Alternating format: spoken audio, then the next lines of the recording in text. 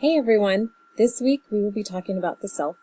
This can sometimes be a difficult concept to grasp just because many of us, when we're asked questions like who are you or how would you describe yourself or define yourself, we don't really know how to answer it.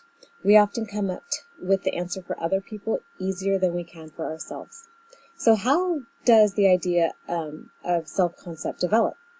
It's important to realize that the culture that we're a part of, does have a big part in how we see ourselves. Your self-concept is comprised of all of the ideas that you have about you. So your beliefs, just the words you would use to describe yourself, the roles that you have and participate in life. This is something that, of course, will vary with different situations. If we look at all the subgroups, the subcultures that we're a part of, then we can see how our self is defined and how it can change to relate to each group that we participate in. Also, as we grow and have more life experiences, our idea of self can change with our progression through life and as we mature and our ideas change. There are many things that will influence our sense of self. Social identity theory places a big emphasis on the groups that we are a part of. Because we are humans and we need and desire social interaction, it's no wonder that we'll look to others, namely our social groups, for how we define our sense of self. We can do this by comparing ourselves to others in the group. We might decide that we admire a particular characteristic and decide that we're similar to that person, or we might distinguish ourselves from someone based off of the thought that we aren't like them.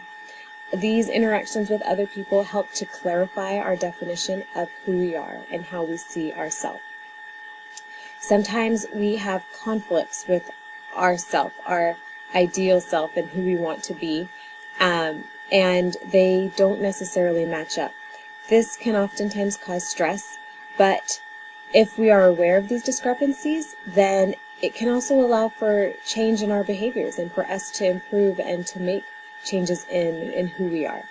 So the idea of self-discrepancy theory can cause someone to have a negative self-image or allow for positive changes. This makes me think of kind of right now a lot, what for me in my life, I see a lot of the Pinterest mom. And I'm sure many of you are aware of what Pinterest is, but it's where everyone goes and puts their ideas and all these bloggers for anything you might want to find, you can look on Pinterest. But with the creation of Pinterest, more people are able to see all of the wonderful creations and kind of just how perfect a mom can be. For women who want to be that perfect mom, they might look at what they're doing at home, and although they're doing an amazing job, they look at other moms and feel that maybe they're just not doing enough. So with the self-discrepancy theory, this can lead to one of two things. They can just let it go, not let it get to them, know that they are doing a great job, or they can begin to feel depressed, and it can change. Other moms might even increase what they're doing for their own kids, or add a little bit to it, or just kind of change how they're doing things. In reality, that mom is probably doing a great job and doesn't actually need to make any changes. But our culture, what has been laid out, what she sees on the internet, what other moms are doing, it makes you feel sometimes the need for change.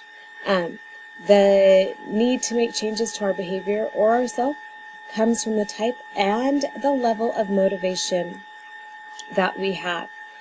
Some of us are more intrinsically motivated, and we have an internal drive to finish a goal or to take a class or to start new things. Others are extrinsically motivated and do things because of the obligation that they might have to somebody, or pressure from other people, or because they know that there will be a good benefit in the end.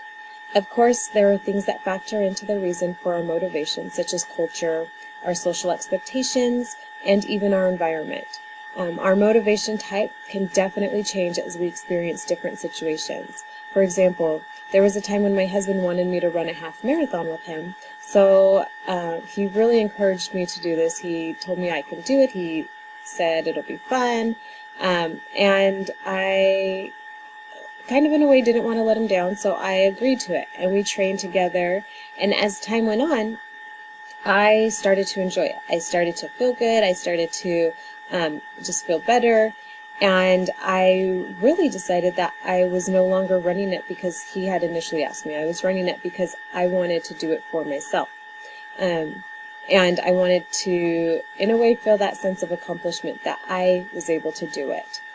My motivation, it turned from my husband wanting to do it to that extrinsic motivation to that internal motivation where I wanted to do it for me and not necessarily for him.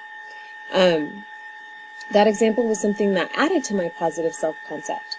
And our self-concept can easily change as we have life experiences. So it's really important to continue to do things that will add to your positive self-concept instead of take away from it. I know it's easy to get down, and when something goes bad, it's easy to kind of just say, oh, everything's going to start going bad. But if you just do a little thing to add to that self-concept, it can really make a difference. You'll notice that some of the biases that the book talked about as a way to help our positive self-concept and our self-esteem are kind of protection factors that protect our ego, so that maybe when life doesn't go as planned and we have those negative things happen, then we can use one of these coping mechanisms to help explain the outcome of the situation. So the self-serving attribution, for example, it can help someone maintain their positive self-image in a way by blaming failures on, well, let's say external things as opposed to their own way of being. So when you are busy, you don't study for a test, you decided to go out or whatever it might be, you take the test and you end up getting not such a great grade, then blaming someone else or blaming the external reasons for it. The test was too hard, the professor didn't teach that, the questions were just confusing. Instead of saying, well, it was my doing. I didn't study enough. I procrastinated. I decided that something else is more important. You can see how this self-serving attribution can kind of shift the blame and help save your ego. And if you examine your own life, not just for test taking, but if you examine your own life, you'll see how this can kind of play into what you do and into how others even respond as well. The way that we see ourselves through others' eyes might change the way that we act and behave as well. Sometimes we feel the need to change the way we act because we think that it's how other people see us. We think that through their eyes, I'm supposed to be the smart one, so you might study more. Or in their eyes, I'm always the jokester, so you kind of fool around and play around. Think about how your behavior changes when you're around your parents or your friends, your coworkers, or even when your boss comes into the room. Who do you feel most comfortable with?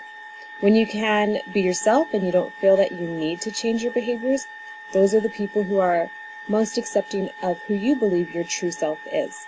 You know that you can be you and you won't be judged. As we grow and we experience life, the level of influence that other people have on ourselves may start to diminish. It won't have as much importance. So just look at kind of high school. Some of you may have just recently graduated within the last year or two, or some other of you, it's been a while. For me, it's been a while, and I can see the difference that my peers, their influence has on me from back then to my time now. So as we grow and we experience life, that level of peer influence kind of goes away. And I think maturity has a part to do in that. But even in college, you'll see a difference. Okay, so that's where we'll stop for this week. Go ahead, make sure you guys are doing your reading, get it all done, and be sure to participate in the discussion this week. Remember, full participation for your discussion. It'll mean that you are responding back and forth. You're not just going on there the one time, making 2 comments and then being done.